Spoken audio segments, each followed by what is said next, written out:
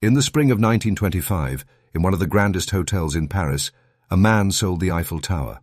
He sold it for cash. He sold it to a businessman who walked out of that meeting believing he had just closed the deal of his life. There was only one small problem with the sale. The Eiffel Tower was never his to sell. That alone would make him one of the boldest swindlers who ever lived. But here is the part almost nobody knows. When it worked, he came back and did it again.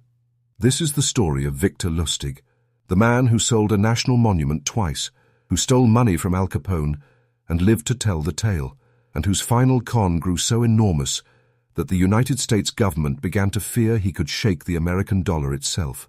He was born in 1890, in a small town in what is now the Czech Republic, the son of ordinary, respectable people. But Victor Lustig had no intention of living an ordinary, respectable life. He was clever in a way that made his teachers nervous. He collected languages the way other boys collected bad habits. By the time he was a young man, he could charm a room in 5 of them, and charm, he would come to learn, was worth more than any honest trade.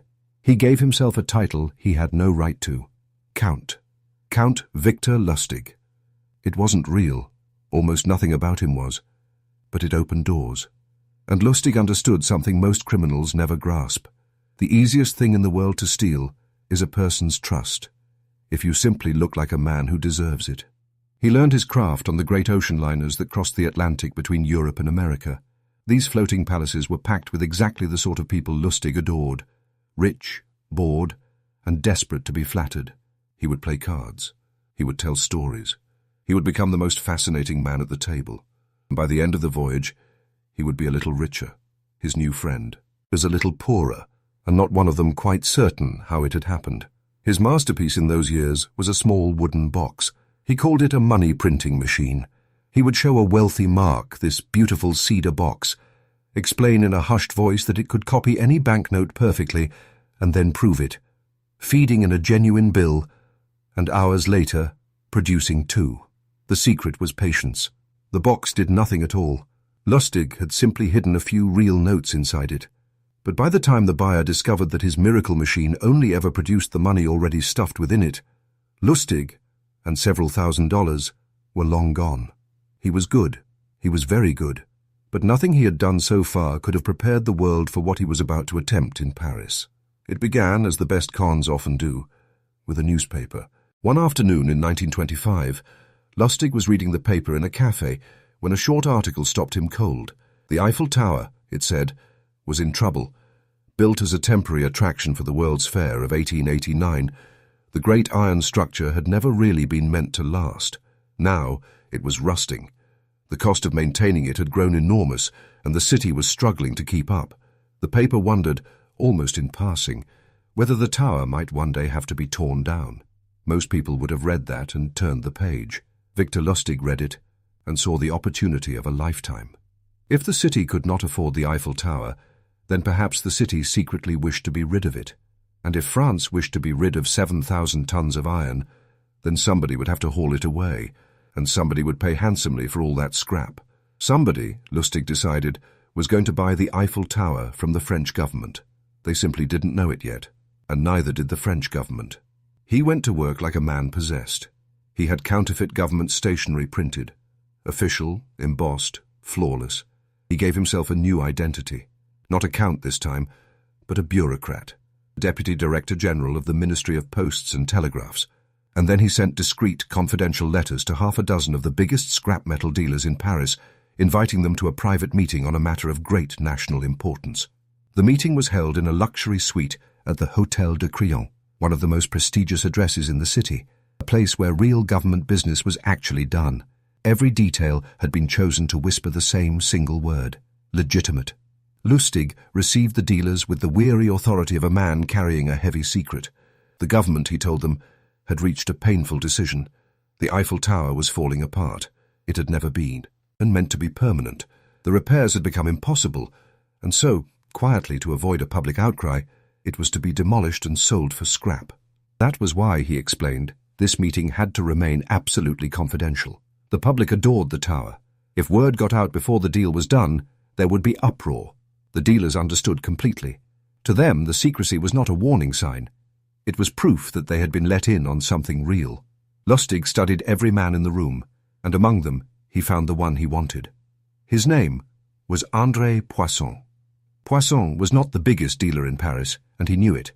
He was an outsider, an anxious, ambitious man, desperate to break into the city's inner circle of money and power, and quietly convinced that everyone in that elegant room looked down on him. Lustig read all of it in a single afternoon, and it made Poisson perfect. He took Poisson aside, made him feel chosen.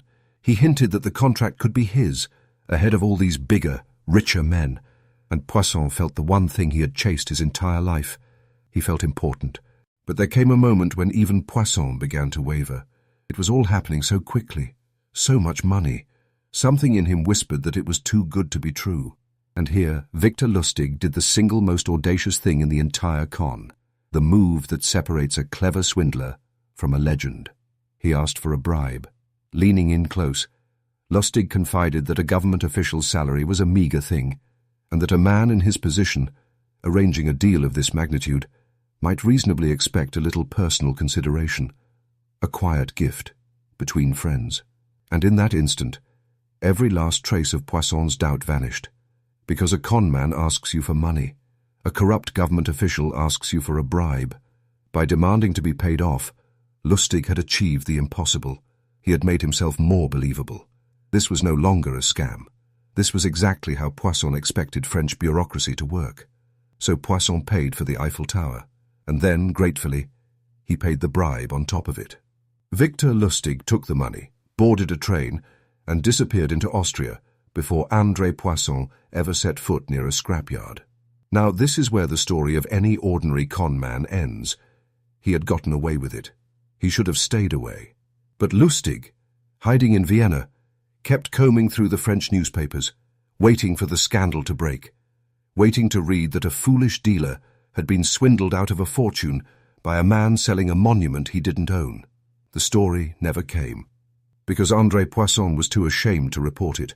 The humiliation of it, a grown businessman tricked into buying the Eiffel Tower, was more than he could stand.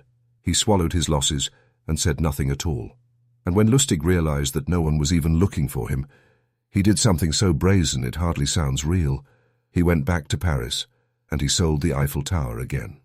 Same story, the same forged papers, a fresh set of scrap dealers, a new secret meeting, the same performance of the reluctant official carrying the weight of the nation on his shoulders, and it nearly worked a second time. But this buyer was more careful. Before handing over a single franc, he grew suspicious, and he went to the police. Lustig, sensing the ground shift beneath him, slipped away once more. This time he left France for good and sailed for the United States, where a far larger stage was waiting. America in the 1920s and 30s was a paradise for a man like Victor Lustig. He crisscrossed the country under dozens of names, by one count 47 of them, running his money-box swindle on bankers and businessmen from town to town, always moving, always someone new. And then he did something no sane criminal would ever dare. He decided to con Al Capone. Capone, the most feared gangster in America, a man who had people killed for far less than stealing from him. Lustig walked into his world, looked him in the eye, and asked him to invest $50,000 in a business venture, promising to double it within a few months. Capone handed over the cash, and Lustig took the $50,000 and locked it away in a safety deposit box. He did not invest it. He did not spend it. He simply waited. When enough time had passed, he returned to Capone wearing a heavy, apologetic expression and confessed that the deal had fallen through completely. He was terribly sorry. And then he handed back every single dollar of the $50,000 untouched. Capone was stunned. He had fully expected to be robbed, or lied to, or both. Instead, this strange, elegant man had returned his money in full.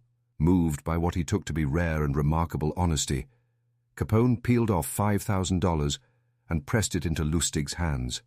A reward, he said, for being an honest man in a dishonest world.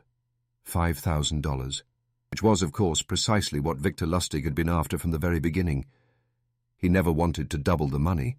He only ever wanted Capone to trust him and to pay him for the privilege. But every con man, however brilliant, carries one fatal weakness. For most, it is greed. For Victor Lustig, it was ambition. He could never leave a bigger prize alone. In the early 1930s, he moved into the most dangerous game of all, counterfeiting. Working with a chemist and a gifted engraver, he began producing fake American banknotes, not crude forgeries, but bills so convincing they slid into circulation across the country entirely undetected, and he made them in staggering quantities. So much false money poured out of Lustig's operation that officials at the United States Secret Service grew genuinely alarmed. This was no longer a swindle aimed at one greedy buyer in a hotel room. This was a flood of counterfeit currency large enough to erode public faith in the dollar itself. They wanted this man badly, and in the end it was not brilliant detective work that finally brought him dose. It was a jealous woman. Lustig kept a mistress, and she had come to believe, rightly or wrongly, that he was betraying her with another woman. In her fury, she picked up a telephone and told the authorities everything. In 1935, after a lifetime of vanishing, Victor Lustig was finally arrested. Even then, he refused to go quietly. Held in a federal detention center in New York City while he awaited trial, Lustig did what he had done his entire life.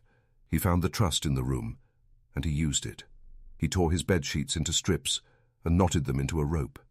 He eased himself out of a window several stories above the street, and as startled pedestrians below looked up at a man dangling from the side of a government building in broad daylight, Lustig calmly produced a rag and began wiping the glass, playing the part of a window cleaner, even pausing to wave pleasantly, until he reached the pavement and simply walked away. He was free for 27 days. Then they caught him in Pittsburgh, and this time there was no talking his way out. Victor Lustig pleaded guilty.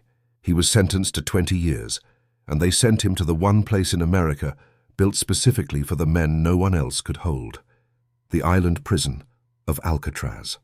The man of 47 names spent his final years on a rock in San Francisco Bay, with no marks left to charm and no secrets left to sell. In 1947, he fell ill with pneumonia and died in a prison hospital, far from the glittering hotels and ocean liners where he had once been the most fascinating man in the room. And there is one last detail, the kind of detail that Victor Lustig himself might have savored. When a clerk sat down to complete his death certificate, they came at last to the line marked occupation. This was a man who had sold a national monument twice, robbed the most feared gangster in America, and nearly shaken the currency of the most powerful nation on earth. On the form, they wrote a single word: salesman. In the end, the greatest con artist of his age was buried as a nobody, which may have been the final trick he ever pulled. Because a man like Victor Lustig never wanted to be remembered as a monster. He wanted to be underestimated, right up to the very last line on the very last page. If you enjoyed this story, then you already understand what this channel is about. The con, the cult, and the collapse. History's greatest deceivers, and the moment it all came crashing down. Subscribe, and I'll see you in the next one.